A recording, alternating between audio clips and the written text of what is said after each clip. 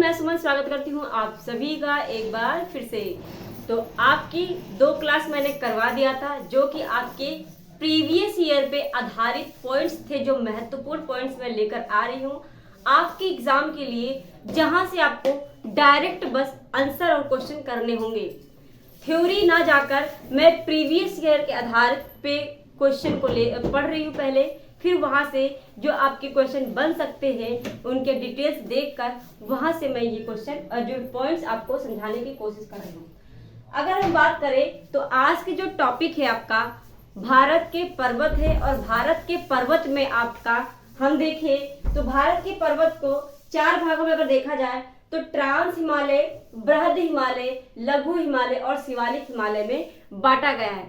और इन्हें और नदियों के जो है रूप में मतलब नदियों के हिसाब से कैसे बांटा गया है, ये सब चीजें हम देखेंगे और समझेंगे। उससे पहले मैं आपसे सबसे रिक्वेस्ट करती हूँ, जिन्होंने भी अभी चैनल को सब्सक्राइब नहीं किया प्लीज चैनल को सब्सक्राइब कर लीजिए, बेल आइकन दबा लीजिए ताकि नोटिफिकेशन आपको मिलती रहे, और अपने दोस्तों को भी शेयर करके उन्हें भी इस चैनल से जोड़ लीजिएगा।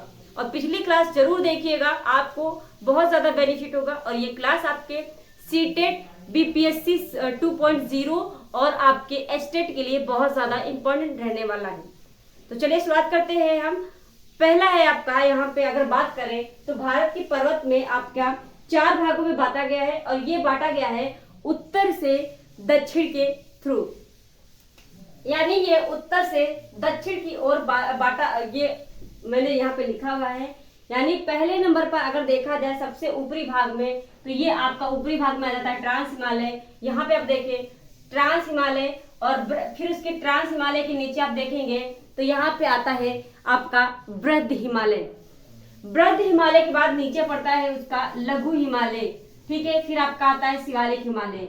आप देखिए ट्रांस हिमालय में, तो ट्रांस हिमालय की बात करें तो इसमें हमारा क्या आता है, जो काराकोरम या फिर गाडविन आस्तीन जो आपका पर्वत है, जो आपसे पूछा जाता है कि भारत में सबसे ऊंची चोटी कौन सी है, आप कहते हैं केटू है या फिर आपका गाडविन आस्तीन है। तो काराकोरम जो है आपका इसी में है, यानी ट्रांस हिमालय में ही है, और काराकोरम ट्रांस हिमालय में है, तो काराकोरम में ही आपका केटू है। इसीलिए आपका माना जाता है कि भारत का सबसे ऊंचा जो शिखर है, चोटी है, वो कौन है, केटू है। लेकिन अगर बात की जाए कि हिमालय, भारत के हिमालय की सबसे ऊंची चोटी पूछे तो वो आपका कंचनजंगा आ जाता है। कंचनजंगा आपका किसमें आ जाता है, तो ये आता है आपका लघु हिमालय, और बृहद हिमालय में आपका आता है नेपाल हिमालय, जो आपका नेपाल में है। यानी आपका जो आ जाता है माउंट एवरेस्ट, तो माउंट एवरेस्ट आपका आता है लघु ये बृहद हिमालय में, यानी इस वाली श्रेणी में आपका आता है क्या, माउंट एवरेस्ट। तो इसी प्रकार आपके उत्तरी से दक्षिणी की ओर ये जो है पर्वतें बांटी गई है, और इन्हें अगर देखा जाए तो बृहद हिमालय, फिर लघु हिमालय, उसके बाद आता है क्या, शिवालिक हिमालय। आपसे पूछता है कि सबसे ऊंचा जो आपका पर्वत है वो कौन सा है। सबसे पहला अगर पुराना पूछा जाए तो भी आपका ट्रांस हिमालय होगा, यानी हिमालय से पहले आपका ट्रांस हिमालय मौजूद था, ऐसा माना जाता है। शिवालिक आपका सबसे नीचे है और सबसे नवीन हिमालय इसे कहा जाता है, ठीक है। ये क्वेश्चन आपके बन चुके हैं। तो सबसे नवीन हिमालय आपका शिवालिक हिमालय है, और सबसे प्राचीन हिमालय आपका माना जाता है आपका ट्रांस हिमालय। अगर बात करें हम तो इसी में लघु हिमालय में ही आपका आ जाता है काराकोरम, आपका आ जाता है मकालू, जितने भी उत्तराखंड की जो है आपका आ जाता है आपके पर्वते, वो सब इसमें लघु में आ जाते हैं। तो यहाँ पे अगर बात मैप में आप अगर यहाँ पे हम बात करें तो यहाँ पे अगर फिर से देखें यहाँ पे, तो मैं यहाँ पे एक पॉइंट बताना चाहूंगी कि यहाँ से आपके क्वेश्चन बहुत ज्यादा बनता है। यहाँ से आपके क्वेश्चन ऐसे बन सकता है कि ट्रांस हिमालय के नीचे कौन सा हिमालय है, या फिर शिवालिक के ऊपर कौन सा हिमालय है, या फिर शिवालिक किस हिमालय के नीचे है। यहाँ पे अगर बात करें तो यहाँ पे देखिए ट्रांस हिमालय आपका सबसे ऊपर पड़ता है, फिर उसके बाद ट्रांस हिमालय के नीचे आपका बृहद हिमालय पड़ता है, और बृहद हिमालय के नीचे आपका पड़ता है क्या, तो लघु हिमालय पड़ता है। आप देख लीजिए यहाँ पे, उसके बाद लघु हिमालय से नीचे आपका शिवालिक हिमालय है। ट्रांस हिमालय आपका सबसे प्राचीन है और आपका शिवालिक हिमालय सबसे नवीन है। ठीक है, इस बात को आप ध्यान में रखेंगे। तो यहाँ पे यही क्वेश्चन आपसे बनता है, ये आपका इंपॉर्टेंट है, प्लीज इसे ध्यान दीजिएगा। ठीक है, तो यहाँ से आपका ये बन जाता है कि ट्रांस हिमालय के नीचे कौन सा हिमालय है या फिर बृहद हिमालय किन हिमालयों के बीच में आता है। तो आपका ऑप्शन होगा ट्रांस हिमालय या लघु हिमालय। ठीक है, ट्रांस हिमालय या फिर लघु हिमालय।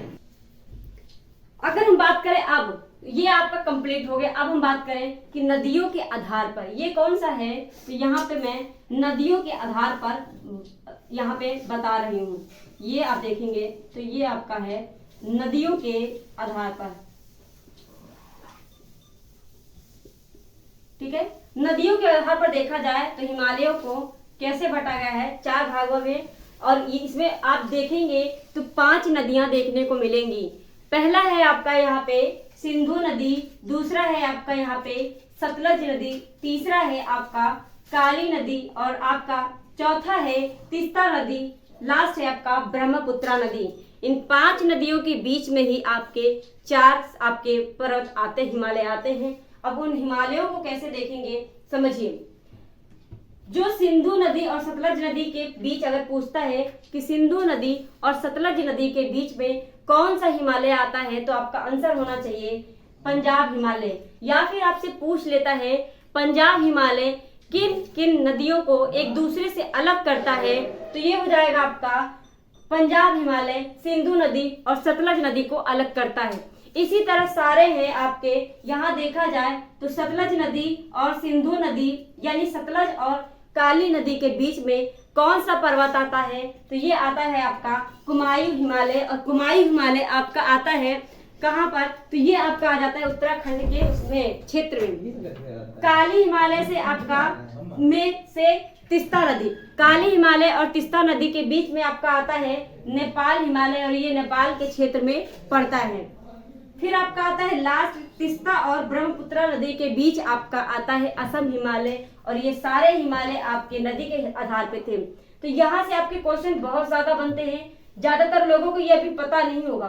तो ये उन सभी के लिए बहुत ज्यादा इंपॉर्टेंट रहने वाला है जो अभी तक ये नहीं जानते हैं और उनके पास टाइम नहीं है, डायरेक्ट उन्हें पढ़ना है। आपके पास टाइम नहीं है, 1 घंटा ही आपके 1 महीना आपके पास है सिर्फ, तो ये चीज आपको ध्यान देना होगा। तो यहाँ से आपका प्रश्न हमेशा बनता है और आपको ये ध्यान देना होगा। तो कैसी लगी आज की ये क्लास आपको? अगर अच्छी लगी है तो चैनल को सब्सक्राइब कर लीजिएगा, बेल आइकन दबा लीजिएगा ताकि नोटिफिकेशन आपको मिलती रहे, और अपने दोस्तों को, अपने साथियों को शेयर करके उन्हें भी जोड़ लीजिएगा।